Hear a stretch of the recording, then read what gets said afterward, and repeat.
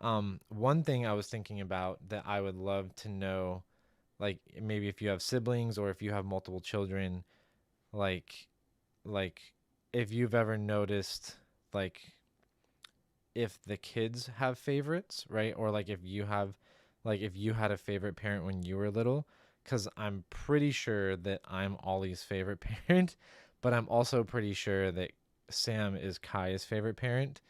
And um it's weird because I think Ollie Ollie never let me put him to sleep. Like maybe twice in his entire infancy was I able to get Ollie to sleep.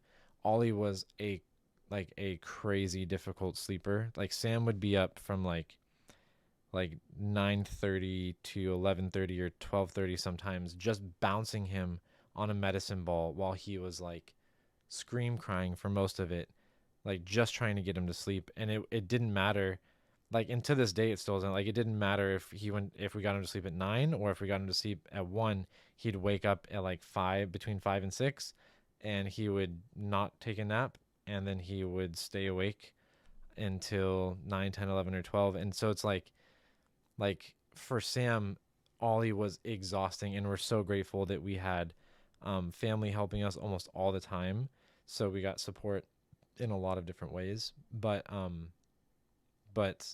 Kai, on the other hand, I feel like he would sleep for me. Like he's used to his mom, to Sam sleeping him. But I feel like he probably would be okay if Sam chose to have that be my role.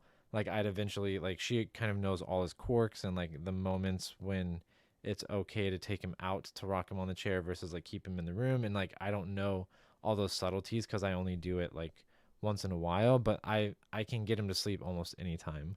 So I feel like it'll be interesting to see when they grow up. Like I've kind of always been Ollie's favorite parent. Like even though he didn't let me put him to sleep, like I was the person he wanted to be with all day if he could. Um, and that made Sam like furious sometimes. But I think that Kai is going to kind of lean on Sam more than that. uh, yeah. So I don't know. I don't know. Um, what else she might have been talking about with pregnancy and like the process for her.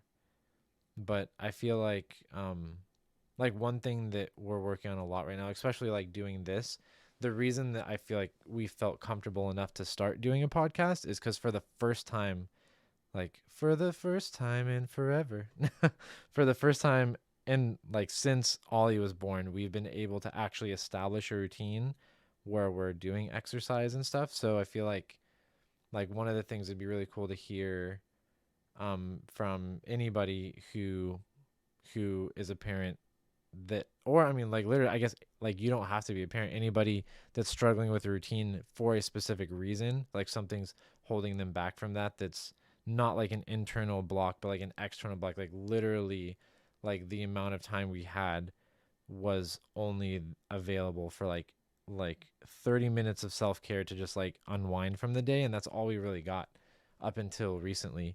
um but like now that we have that opportunity, it's like it's been such a cool routine. Like it's definitely unorthodox, but I work almost like all day without interruption, Friday, Saturday, Sunday, and then I do flex work days Monday, Tuesday, Wednesday, Thursday. So that way I'm home working those days and I'm at the office Friday through Sunday. So I'm able to, like, I'm able to actually get some dedicated work time, but I'm also there 4 days a week to hopefully get work done. But if I don't, like if it's just a crazy day and Sam needs extra support, or all these like like really craving more attention, and like as he deserves, he's a 2.5 year old, like he needs that social interaction.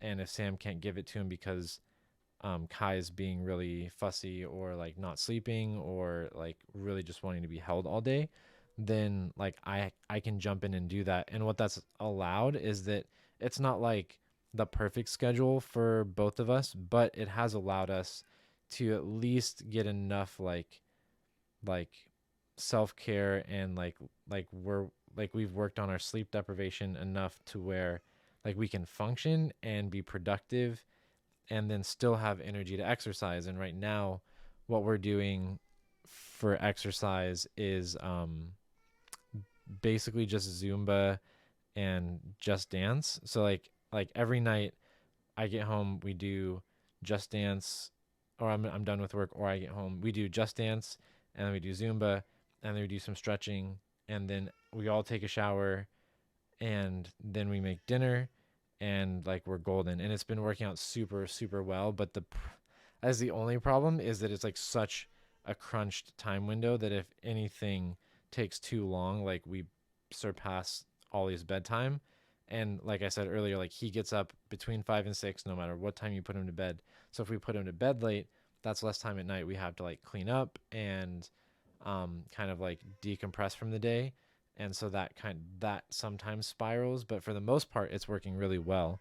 um yeah, so I don't know if maybe any of you have like routines or things that you feel like are going really well, that like you have like maybe tips for like the daytime stuff or things that can help like that time period at night. But um yeah, like I think if you don't have that time right now and you're like super struggling, I think for most for I can't say for everybody, but for most parents I think it gets easier for sure. um our kids, like both of them, don't sleep super well, and I don't know if maybe like it's something we do or something we've done, but like the way we've set it up.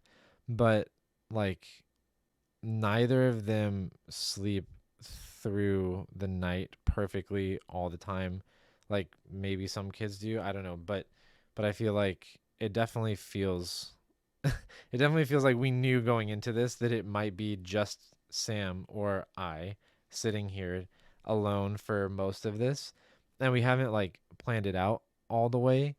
uh that's why like I feel like I want to build up a list of talking points for things that I think about throughout the day, about parenting, and even about like gaming and anything else that we can just chat about while Sam's not here.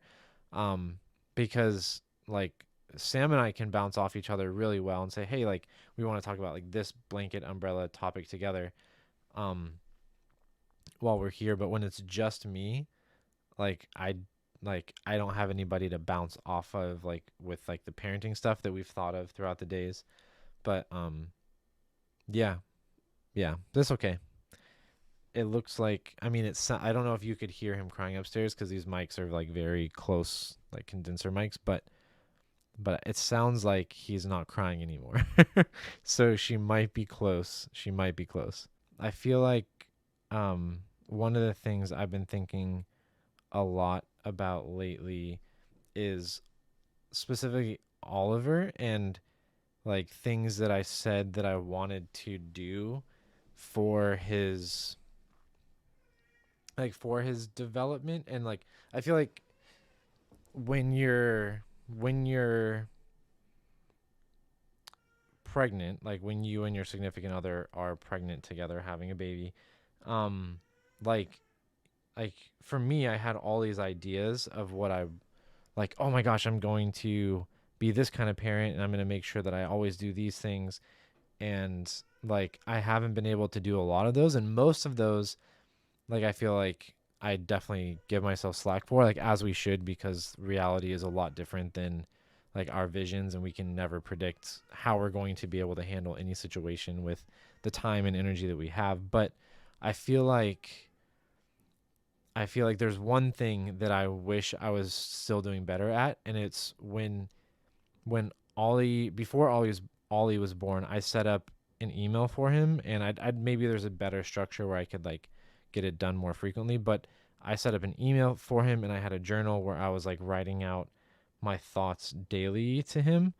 And I thought, oh, like eventually I'm going to like be able to compile this, and when he's like 14 or 15, or like at some point in his life when he actually cares, I thought that I was going to be able to maintain that because of all the things. Like I was thinking like the reason it was important to me is I felt like there's all these little things that you maybe don't feel like matter when, like when you're growing up and you're I am the way I am, but you like you don't necessarily know why you're the way you are in some ways. Like where did that come from? Where when did I first like start believing that, or like how did I develop this way? Like I thought it would be really cool that if I like jotted enough things that like maybe like he could make a correlation between that thing that I wrote and a way that he thinks or feels or acts in the future, and it might like give him some insight or think like make him feel like, oh, like that's why I'm so good at this because like we did these things a lot. Or I don't know, I thought it'd be really cool to like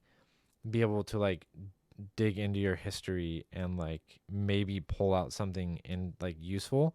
But then all like then we got pregnant with Kai, and I was like, there's no way I'm gonna be able to do this for two kids, and I feel like it's not fair for me to do it for one kid and not the other.